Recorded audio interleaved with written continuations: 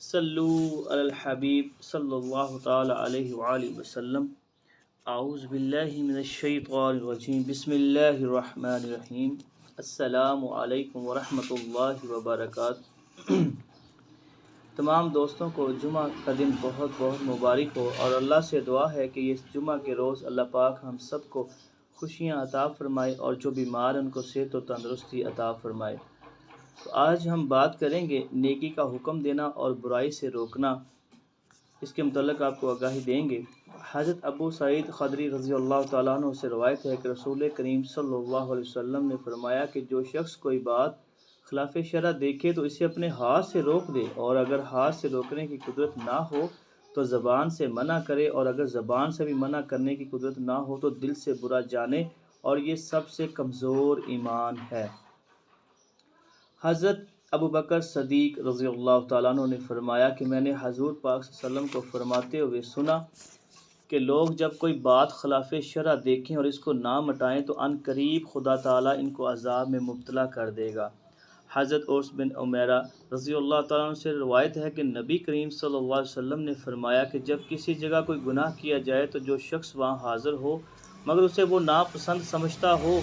تو وہ اس آدمی کی مثل ہے جو وہاں موجود نہیں، اور جو شخص وہاں موجود نہ ہو لیکن اس کو پسند کرتا ہو تو وہ اس آدمی کی مثل ہے جو وہاں موجود ہو۔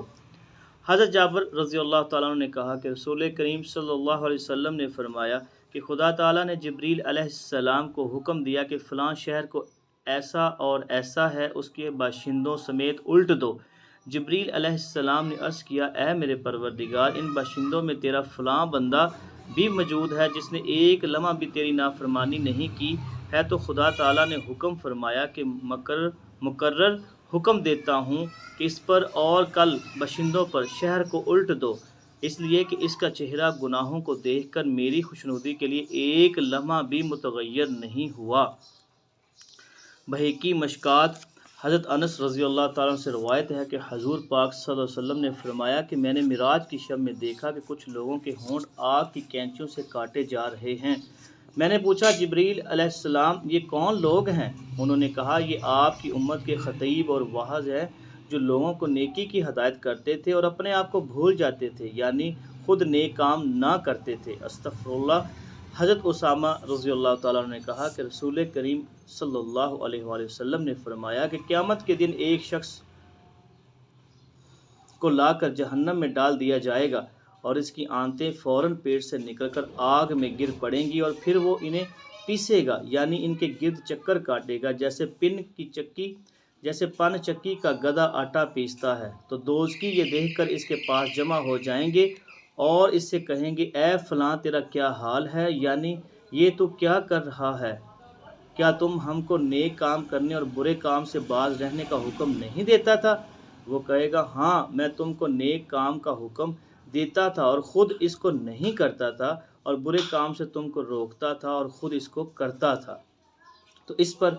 حضرت شیخ عبدالحق محدث دہلوی رحمۃ اللہ علیہ اس حدیث شریف کے تحت فرماتے ہیں کہ یعنی اس حدیث شریف سے معلوم ہوا کہ دوسروں کو امر نہیں کرنا اور خود اس پر عمل نہ کرنا موجب عذاب ہے، لیکن یہ عذاب عمل نہ کرنے کی وجہ سے ہے، امر نہیں کی وجہ سے نہیں ہے، اس لیے کہ اگر امر نہیں کرے گا تو دو واجب ترک کرنے کے سبب اور زیادہ مستحق عذاب ہوگا۔ اور اسی بات الامر بالمعروف کے شروع میں فرماتے ہیں، یعنی امر بالمعروف کے واجب ہونے میں خود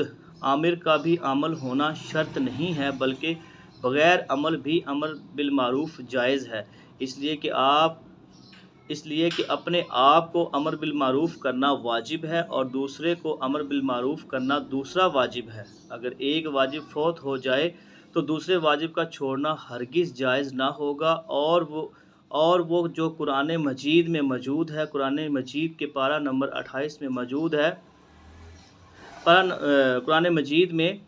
لما تقولون ما لا تفعلون،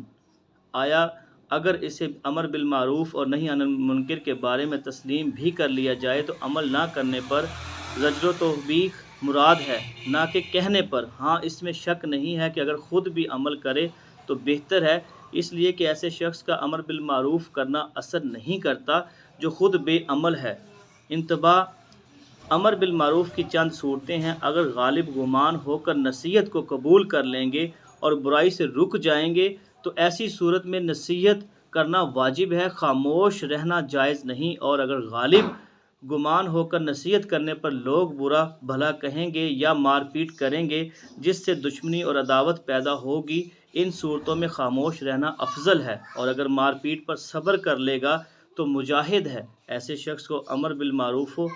نہیں عن المنکر میں کوئی حرج نہیں، اور اگر جانتا ہے کہ نصیحت قبول نہ کریں گے اور مار پیٹ و گالی گلوچ کا اندیشہ بھی نہیں تو نصیحت کرنے نہ کرنے کا اختیار ہے، اور بہتر یہ ہے کہ اس صورت میں نصیحت کرے، جیسا کہ فتاویٰ عالمگیر جلد نمبر 5 میں برائی دیکھنے والے پر لازم ہے کہ اس سے روکے اگر وہ خود اس برائی میں مبتلا ہو،